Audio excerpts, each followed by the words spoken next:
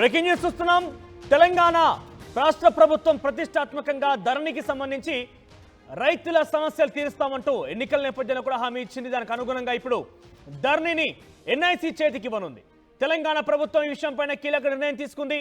తెలంగాణ భూ రికార్డుల private company దగ్గర నుంచి ఇక జాతీయ ఏజెన్సీ పరిధిలోకి వెళ్లే ఛాన్స్ ఉందని సర్కార్ వెల్లడించింది.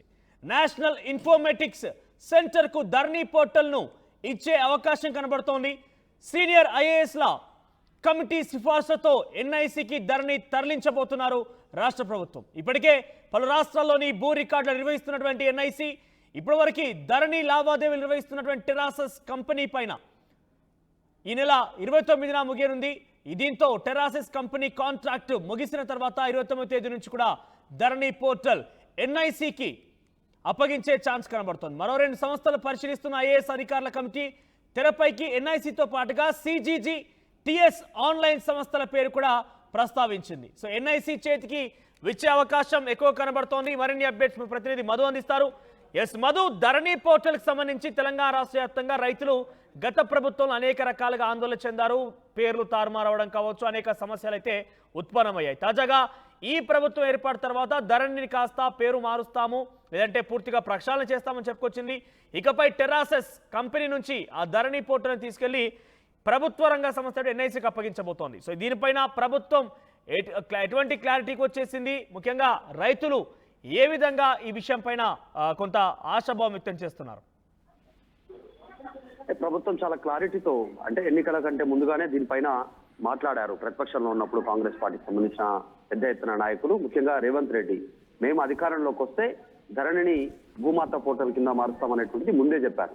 సో ఇప్పుడు కాకపోతే అది ఎవరి చేతి ద్వారా నడుస్తుంది అనేటువంటిది గతంలో ప్రతిపక్షంలో ఉన్నప్పుడు ఆరోపణలు చేస్తారు. కాబట్టి ఇప్పుడు వారి చేతిలో నుంచి ప్రభుత్వ సంస్థ చేతులకి తీసుకోవడానికి నిర్ణయం తీసుకోవడం జరిగింది. దీనిపైన పెద్ద ఎత్తున ఒక కమిటీ, ధరణి కమిటీ ఒక నివేదిక రూపొందించి ప్రభుత్వానికి ఇచ్చింది. ఎన్ఐసి చేతికి ఇస్తే ఎలా ఉంటుంది అనేటువంటిది, భద్రంగా ఉంటుంది, భూ రికార్డులకు సంబంధించినటువంటిది.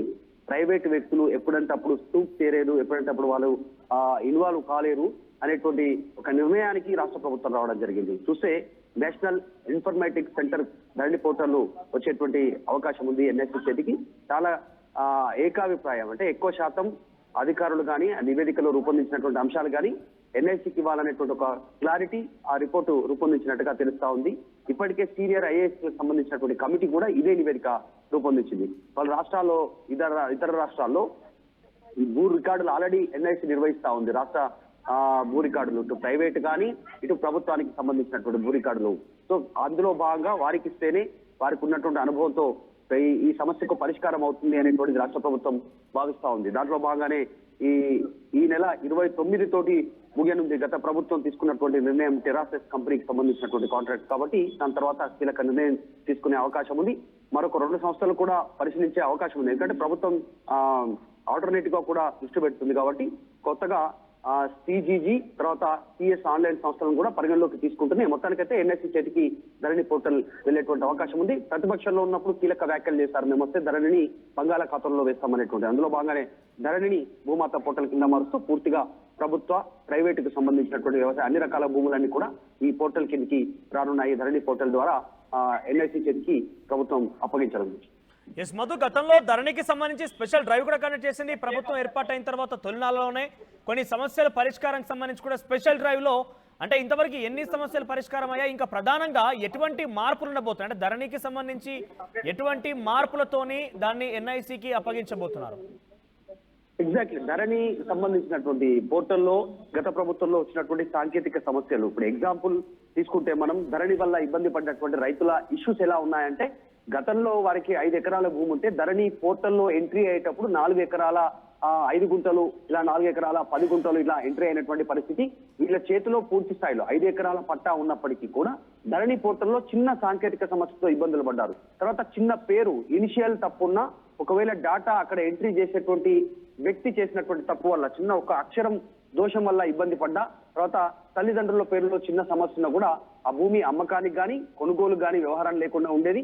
తీవ్రమైనటువంటి సమస్యలు ఎదుర్కొన్నారు. ఒకవేళ జాయింట్ కి సంబంధించినటువంటి కుటుంబ సభ్యుల భూ పంపిణీకి సంబంధించి కూడా తీవ్ర సమస్యలు ఎదుర్కొన్నారు. ఇక్కడితోటే కాకుండా ఇంకా టెక్నికల్ గా అనేక అంశాలు ఎదుర్కొన్నారు. కొంతమంది ప్రొహిబిటెడ్ ఏరియాలో చూపించడం కావచ్చు, ఇలా కొన్ని ప్రభుత్వ భూములు అన్యాక్రాంతం అయిపోయినటువంటి సిచ్యువేషన్, వీటన్నిటి సాల్వ్ కోసమే రాష్ట్ర ప్రభుత్వం ఇన్ని రోజులు సీనియర్ ఐఏఎస్ల కమిటీతో పాటు ధరణి కమిటీ కూడా దీనిపైన అధ్యయనం చేసింది, ఒక నివేదిక ఇచ్చింది ప్రభుత్వానికి. త్వరలోనే దీనికి పులి స్టాప్ పెట్టడానికి 29 తర్వాత ఈ నెల తర్వాత ఎన్ఐసి చేతికి రాష్ట్ర ప్రభుత్వం పూర్తిగా భూ రికార్డులకు సంబంధించినటువంటి అప్పజెప్పనుంది. దాని తర్వాత భూమాత పోర్టల్ కింద పూర్తి స్థాయిలో దీన్ని ప్రక్షాళన చేసేటువంటి దిశగా ముందుకు వెళ్ళనుంది రాష్ట్ర ప్రభుత్వం. రైట్ మధు, సో మొత్తం మీద సుమారుగా 4-5 ఏళ్ల పాటుగా చాలా తీవ్ర సమస్యలతో ధరణి బాధితులుగా రైతులందరూ కూడా ఉన్నారు. ఎందుకంటే ధరణిలో అనేక లోపాలు కూడా ఉన్నాయి. ఆ లోపాలపైన గతంలో అసెంబ్లీ ఎన్నికల నేపథ్యంలో పెద్ద ఎత్తున చర్చ కూడా వచ్చింది. ఇరు పార్టీలు ఒకరిపై ఒకరు పెద్ద ఎత్తున ఈ విషయం పైన మాటల తూటాలు కూడా పేల్చుకున్నారు.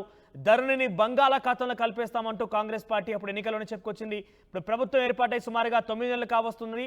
ఈ నేపథ్యంలో ధరణికి పైన ఓ ప్రత్యేక కమిటీ కూడా రూపొందించింది. ఈ కమిటీకి సంబంధించి కొన్ని రోజులుగా స్పెషల్ డ్రైవ్ పేరిట సమస్యల పరిష్కారం కూడా ప్రయత్నం చేసింది. తాజాగా ఈ నెల 29తో ధరణికి సంబంధించినటువంటి ఆ పోర్టల్ మెయింటెనెన్స్ సంబంధించిన టెరాసస్ కంపెనీకి ఆ కాంట్రాక్ట్ ముగుస్తున్న నేపథ్యంలో తిరిగి 29 తర్వాత రోజు నుంచి కూడా ఈ ధరణి పోర్టల్ని పూర్తిగా ఎన్ఐసి నేషనల్ ఇన్ఫర్మేటిక్స్ సెంటర్కి సంబంధించినటువంటి కేంద్ర ప్రభుత్వ సంస్థకి దీన్ని అప్పగించాలని ఆలోచన చేస్తున్నట్టు రాష్ట్ర ప్రభుత్వం. అలాగైతేనే ప్రైవేటు వ్యక్తుల చేతుల్లోకి చాలా గోప్యమైనటువంటి ధరణికి సంబంధించిన సమాచారం లీక్ కాకుండా ఉంటుంది. రిజిస్ట్రేషన్ ప్రక్రియ కూడా, ధరణికి సంబంధించి అప్డేషన్ కూడా, సమస్యల పరిష్కారం కూడా చాలా బాగుంటుందన్నట్టుగా రాష్ట్ర ప్రభుత్వం భావిస్తున్నట్టు తెలుస్తోంది. ఇటు ఎన్ఐసితో పాటుగా మరొక సిజిజి టిఎస్ ఆన్లైన్ సంస్థలపైన కూడా ప్రభుత్వం దృష్టి సారించింది. ఈ మూడిట్లో ఎక్కువగా ఎన్ఐసికే ఇచ్చే అవకాశం ఉన్నా కూడా మరొక 2 కంపెనీలను కూడా ప్రస్తుతం అధ్యయనం చేస్తోంది. ధరణి కమిటీ పూర్తి స్థాయిలో ఐఏఎస్ అధికారుల సమక్షంలో ఈ యొక్క అధ్యయనం పూర్తయిన తర్వాత ఒక కొలిక్కి వచ్చి ఎన్ఐసికి అప్పగజెప్పాలా, లేదంటే సిజిజి టిఎస్ ఆన్లైన్ ఈ సంస్థలో దేనికి కట్టబెడతారో అనేది మాత్రం క్లియరిటీ వచ్చే అవకాశం కనబడుతోంది. సో మొత్తమే ధరణి సమస్యలు అయితే పరిష్కార మార్గం చూపించేందుకు, రైతులకి ధరణి నుంచి ఉపశమనం కల్పించేందుకైతే రాష్ట్ర ప్రభుత్వం ప్రయత్నం చేస్తోంది. ఇన్నరా మాంగళ్య షాపింగ్ మాల్ లా ఏం కొన్నా స్పాట్ గిఫ్ట్ ఇస్తుర్రంట, రండిగా. మాంగళ్య షాపింగ్ మాల్ లో దసరా స్పాట్ గిఫ్ట్ పక్కా. ప్రతి 1000 రూపాయల కొనుగోలుపై ఖచ్చితమైన స్పాట్ గిఫ్ట్. ఈ ఆఫర్ అక్టోబర్ 1 నుంచి 11 వరకు మాత్రమే. మాంగళ్య షాపింగ్ మాల్, తెలంగాణ. ఇన్నరా మాంగళ్య షాపింగ్ మాల్ లా ఏం కొన్నా స్పాట్ గిఫ్ట్ ఇస్తుర్రంట, రండిగా.